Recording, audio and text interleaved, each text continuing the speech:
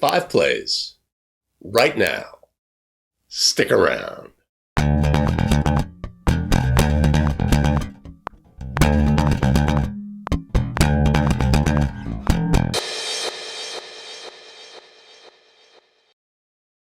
Hello again, it's Gregg with thebetterofficial.com, where we craft video to help basketball officials get better and take control of their officiating career. Now's the time to hit subscribe below, bang the notification bell so you don't miss out on any of our new content during the basketball season 2 times a week. Wanted to say thank you. We're almost halfway towards our audacious goal of 10,000 subscribers for the season. Thank you for subscribing. If you know any other basketball officials who would benefit from the content, share it with them. Maybe they can subscribe and we can all get better together. Shout out today to all of our contributors on the coffee front. Much appreciated. Much love. You can buy us a coffee at abetterofficial.com/coffee. Today we're looking at intentional fouls, behaviors we want to have as a crew, understanding the rule, etc. But stick around for play number 5, because that's going to be a you make the call play. We'll have an opportunity for you to chime in on the play. Let's get started. All right, the definition of an intentional foul is found in Rule 4, Section 19 under Fouls, and Article 3. An intentional foul is a personal or technical foul that may or may not be premeditated and is not based solely on the severity of the act. Intentional fouls include, but are not limited to, contact that neutralizes an opponent's obvious advantageous position. Contact away from the ball with an opponent who's clearly not involved in the play. Contact that is not a legitimate attempt to play the ball or player specifically designed to stop the clock or keep it from starting. Excessive contact with an opponent while the ball is live or until an airborne shooter returns to the floor. Contact with a thrower, as in 9-10 penalty 4. During a throw-in, defender reaches through the plane, contacts the thrower. The penalty for intentional fouls, if you don't already have it solidly in your brain, intentional or flagrant, is the exact same penalty in terms of what's awarded. And that is 2 free throws and the ball at the spot of the foul. Simple enough? 2 free throws and the ball at the spot of the foul. Always 2 free throws and the ball at the spot of the foul, except, we've got an asterisk, except on a missed 3-point try. If a missed 3-point try, there's an intentional foul ruled, it's 3 free throws and the ball at the spot of the foul. The free throws are attempted by the player who was fouled or their substitute. So oftentimes in an excessive contact situation, the player who was fouled may be injured either momentarily or in a fashion that we have to beckon the coach to attend to the player, in which case only a timeout by the coach would keep the player in the game. In those scenarios, the substitute for that player would shoot the free throws.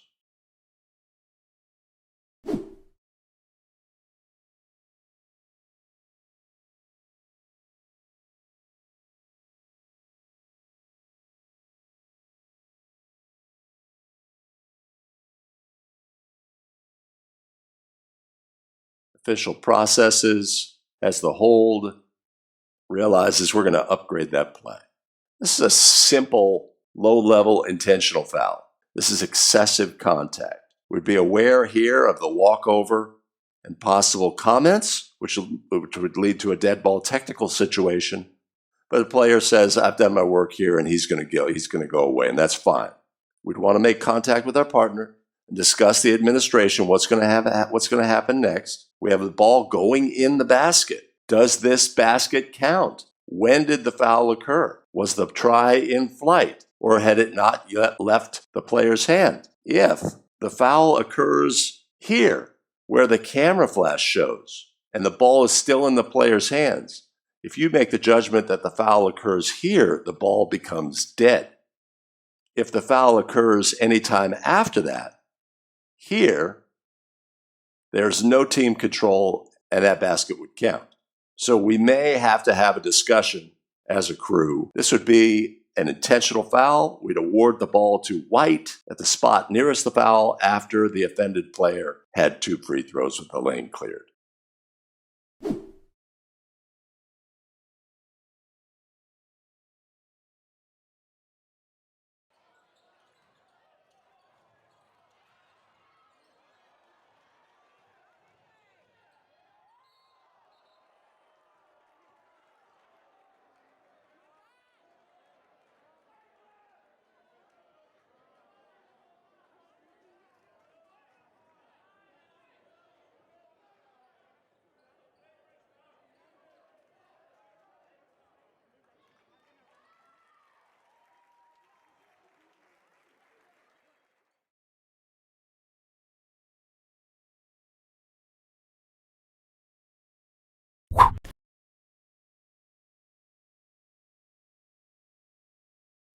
All right, a lot of the good things happening in this clip.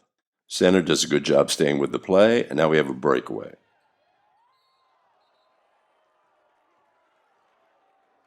We're obviously going to disregard any possible traveling violation on the play. That's not what this play is about. Play is about 21 white, tracking down, and then contacting red 5. That is excessive contact. Straight up. Whether or not the player at the top makes a play at the ball, hurtling your body into an airborne player like this from behind is excessive contact. NFHS wants this ruled as excessive contact. NFHS wants reduction of injury.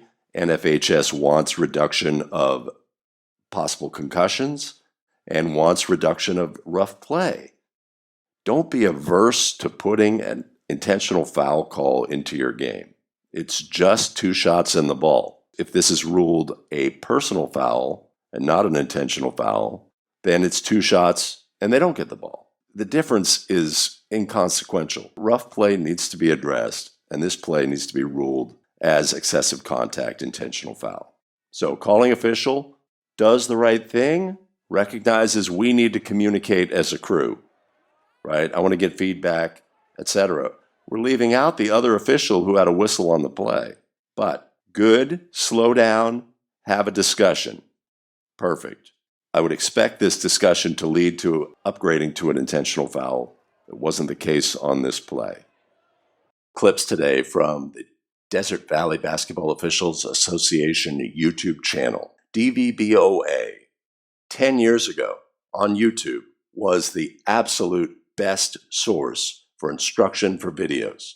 So many creative things, recorded full video of games, posted them online with game clock and shot clock inset, which was so valuable for new officials and those who wanted to improve by viewing video online. Just a phenomenal and important source that has helped so many basketball officials going forward. Not currently active, hasn't been for a few years, but I just wanted to recognize the DVBOA YouTube channel for the important place they have in online video resources for basketball officials looking to get better.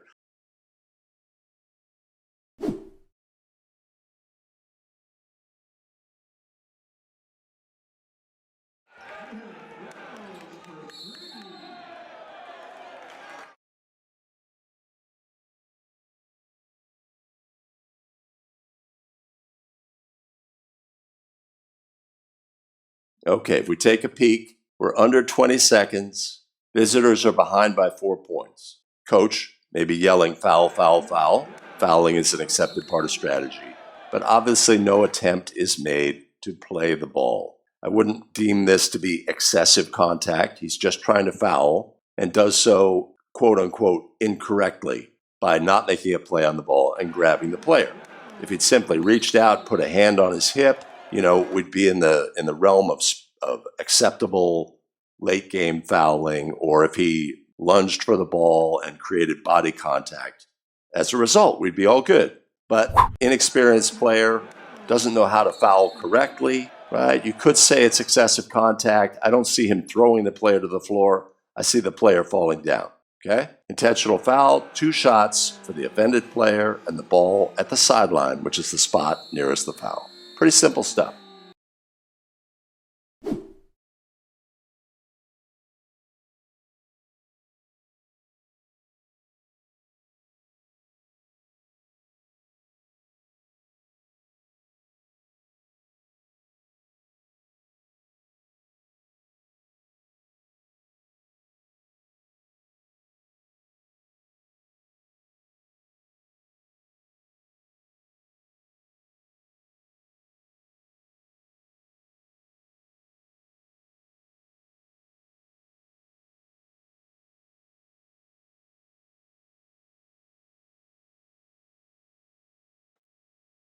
Excellent job by the non-calling official. Get in the path of your partner. So you see a play, and in your brain you say, that's an intentional foul, that's a flagrant foul, one of those two. You need to insert yourself into the game.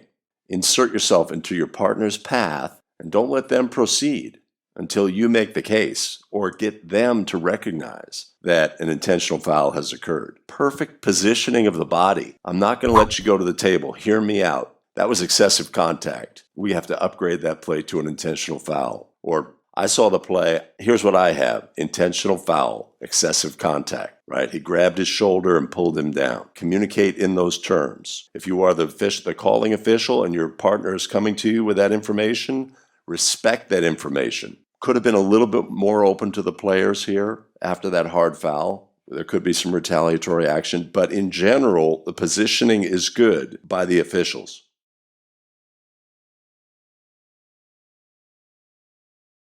Perfect. That's the proper result.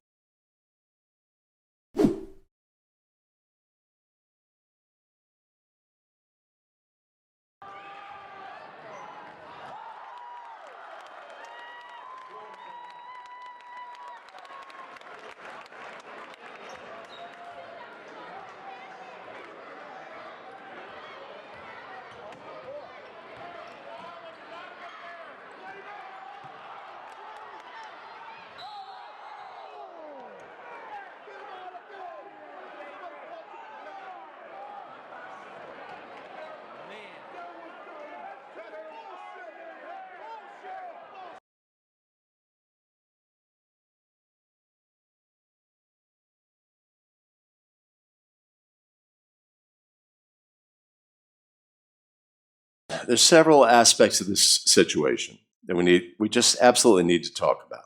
Let's look at the original start of the clip.